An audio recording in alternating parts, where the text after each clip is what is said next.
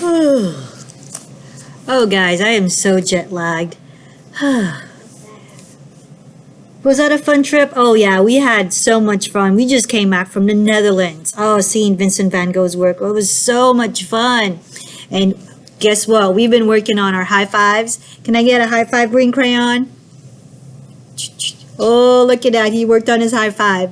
All right, guys, today we are about to go to Wisconsin in the US of A to see Georgia O'Keeffe, a woman, a female artist. And she was born in Wisconsin, and she lived in places like New York, New Mexico, Wisconsin, obviously. And she was known for her beautiful paintings of large flowers.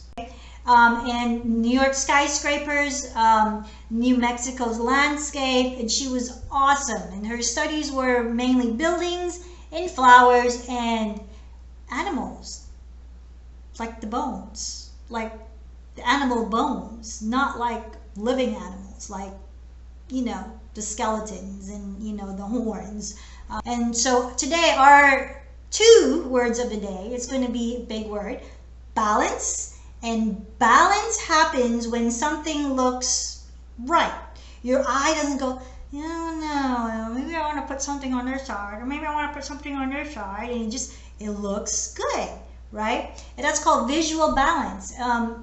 You can have a bunch of small red dots on this side, and you can have one large blue dot on this side, and it will look okay because we have size that's going to help us. We have color that helps us with balance. So we have balance, and our second word of the day is called perspective. Say perspective. And perspective is really the way that you see something. In life, we're like, well, I understand your perspective on that. That means you see that side of the story. But in art, we're talking about 1-point perspective, 2-point perspective. How many vanishing points do you see? I'm using a lot of big words, aren't I? Yeah. Or is it 2D, 2-dimensional? Is it 3D, 3-dimensional? What does it look like? Okay. And so Georgia O'Keeffe's perspective on life and her perspective on nature really appeared on her canvases and her artwork when she was doing her work. So we're going to do 2. If you can do 2 lessons today, we would love for you to try 2 lessons. If not, pick one. Our option 1 is going to be our collage. And this is a sample of the collage. This is a sample of the collage version of the red poppy. Or if you would like to do a drawing version of perspective, emphasis on perspective, we're going to do an perspective drawing, and it looks 3D, cool, of the New York skyscraper, but with a little bit of a twist. And then this is the cool part. If you can do this when you're done, it looks like it's standing up. Oh my goodness. Yeah, I know, I like to do that. Okay, so option 1, you're going to need all of your collage materials, construction paper. If you don't have construction paper, go ahead and grab some regular blank white paper and some crayons. That's going to help you fill in the space. You will need paper, pencil, eraser. You're going to need a scissors. Scissors are super important for cutting. If you can't quite use the scissors just yet, tear the shape up. That's okay. We're doing a flower. The more natural the flower looks, the better anyway. If you're doing the drawing part, go ahead and grab yourself some background paper. You're going to need white paper. You're going to need some background paper, white paper. You need a ruler. You need a pencil and an eraser. And we're ready to begin. I will see you folks on the drawing board. Okay, friends, we are going to do a drawing version of Georgia O'Keeffe's New York size skyscrapers, only that we're just going to do one, so we'll just do one skyscraper. And this is just going to help you with our word of the day, perspective and balance. So the other lesson, we were doing balance with visual balance and using colors and shapes to help with that. This one is going to help us on a different level. This lesson is specifically designed for 3rd to 5th graders, but that doesn't mean that some of my 2nd, 1st, even my kindergarten students can do this, okay? So we're going to go ahead and put a dot maybe about, let's pull this paper up so you can see a little bit. Okay, so about a third of the way down, I'm just going to put a dot. This is going to be my starting point. Make that dot a little bit bigger. And we're going to use a ruler. If you don't have a ruler, something with a straight line can help you. Draw a line up. And we want to bring our ruler here so that we can understand the width of one side, but we're not going to draw a line straight down. So I'm going to bring my ruler about here so that you can see I want my line to be slightly wide at the top and smaller at the bottom. So my line is going to go like this. And you see where it kind of passes this part? That's perfect. It doesn't quite go all the way down here. That's exactly what I want it to be. So I'm going to take my ruler and connect these lines. One. And if you slide your ruler up like that, this actually creates what we call a parallel line. That way you know for sure your lines are even. Okay, so we want to flip that on the other side and make it look exactly the way that that did. So we're just going to do this. So if you want to measure it out with your ruler and you have that amount of space here, you want to do the same. That could work. I'm just going to go with this. It's about 4.5 thereabouts. So about 4.5, somewhere around here. I'm just going to eyeball it. I think that's the top right there. My top is going to go like this. Take my ruler and connect it. And I want to bring it back down to the bottom, but remember we don't want it to be straight line. We want it to have a slight curve, a slight bend, sorry, not a curve. And I want to stop it about there. Ooh, I got some blue stuff on my paper. And now I want to connect this line here. Wonderful. So this is the start of our building. So we're missing something up here. We're missing the other parts of our building. So if we take our ruler, we slide it up here. I'm not pressing hard because I might erase something there. I want to put my ruler here, slide it up here, and there's the top of my building. I'm going to take my eraser and I'm going to erase all the extra parts that I don't need. This looks like oil pastel from my last lesson. Okay. So that's that, and now I want to create, you can do windows. I'm going to go ahead and just do bricks for now. That way you guys can see what the lines look like. So I'm going to take this and see where the top of my ruler is there. I'm going to bring it down, line, bring it down, line, bring it down, line. You get the picture? Okay, so I'm going to keep working all the way down until I have no more space. If you want to be real exact about it, you can take some math skills into this, divide your space up, whatever you need to do. I'm going to do the same on the other side, and I'm going to make sure it connects to the line, this line here that connects to my middle part. I want to make sure my lines connect, otherwise it's just going to look funny. And I'm just doing bricks. This is a great way to do bricks. If I were to extend my lines on the outside, these two lines here, it's going to meet up. And that's what we call one-point perspective, where you have a vanishing point somewhere. Okay, and the same is going to go for my layer of bricks at the top. So I'm going to go this way, create a line. Skip a space, create a line. I think that looks good there. Okay, and I'm just going to free line this one now. I won't use my ruler. So if I make a line drawing here and here, I'm going to skip one and do the same. Does that make sense? Okay, so now I'm going to take my ruler and do the same thing. So that way my lines are perfectly straight. Skip a space, skip a space, skip a space, skip a space. Do the same for this side. Good, starting to look like some bricks, right? Okay, I'm going to do the same on the other side. So, skip a space. And do one more. So you're doing many things here. You're actually creating a pattern. You're creating harmony. You're creating balance. You're doing all this while you're working on perspective. My goodness. Okay, so now it gets a little bit tricky. Now you want to separate. These spaces here don't have lines. And so it just kind of looks a little bit odd, right? So we want to, in the middle of your two spaces, we want to draw a line from there to the middle there. And now we're back to the same step. So we're just going to skip a space, and the space that we've skipped is going to be those lines that we created earlier. Now it starts to look like bricks. Skip some over here. You do the same process again and again. This is just a neat trick when you're trying to do bricks. Graffiti artists do this trick all the time when they're trying to create the illusion that there's a brick background. We'll do one more on this side because I think this side looks a little bit larger. Good. And the same goes for here. So I want to go in the middle of these two bricks so it doesn't look awkward. Here and here. And I'm going to use my ruler to help me draw that straight line. Skip a space. Draw a line. And then same thing, I'm going to come here. And if you need to pause the video to look at it again, please do so.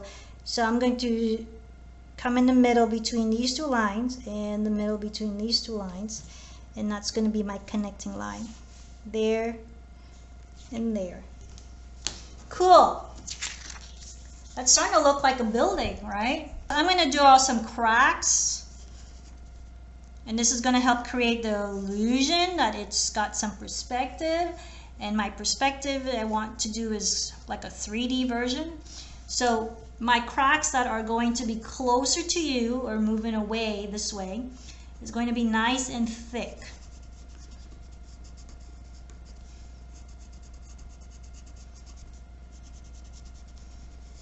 And the lines that are, you know, further away from you, I want to make it thick at the part where it's touching our building and then kind of make it lessen.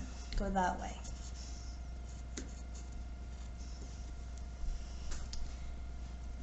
Maybe a small crack that way. Beautiful. And if you want, you can put cracks in between your bricks and stuff. I'm just going to leave it at this. If you want to add some shading, you can add some shading. I'm going to add some shading here just for effect. Closest to the middle is going to be darkest. And as I move away, I get lighter.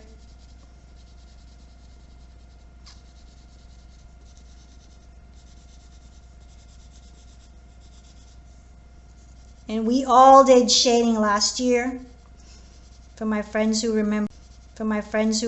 Oh, Miss Q is holding the pencil right. Yeah, remember we do an L. Place our pencil this way. You take your thumb and you just grab that way. When you turn it over, raise your elbow up. If you want a nice darker impression,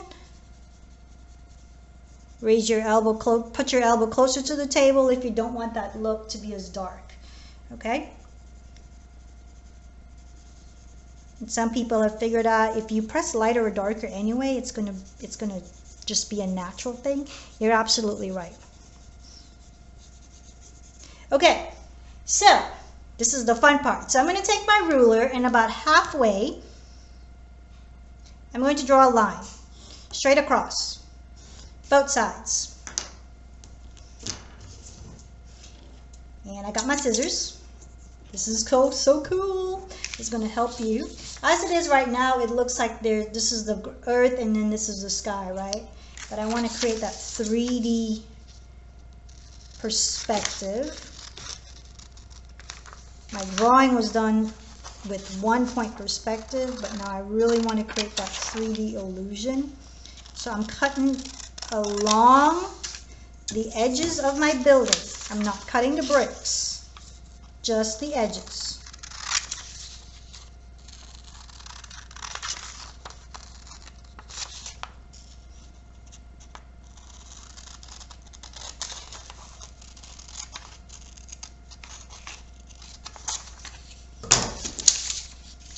And then I'm going to put some construction paper underneath. And now, if I do this, I hold it up, it looks like my building is actually standing up. Same thing if you lay it down. Standing up, laying down. Isn't that the coolest thing? I can't wait to see your buildings. When you are here, if you got some extra time, draw yourself in. I would love to see that. Draw some trees in. Maybe you want to cut around the tree so your tree looks 3D as well. This is really super cool. This leads us into a lot of our 3D drawings that our 3rd, 4th, and 5th graders will be doing a lot this year. It's just an illusion. Okay, so again, Georgia O'Keeffe, she did lots of New York skyscrapers, and she used this method of 1-point perspective to really get her into where does it fit in my drawing. Cool! I can't wait to see what you guys have done. I want to see those collages. I want to see those perspective drawings. I want to see it all. Don't forget, take a photo, upload it to Art Sonia. Our code, our class code when you log in is going to be under student. Make sure you put the right code. It's going to be SMJJ-SNFF. See ya!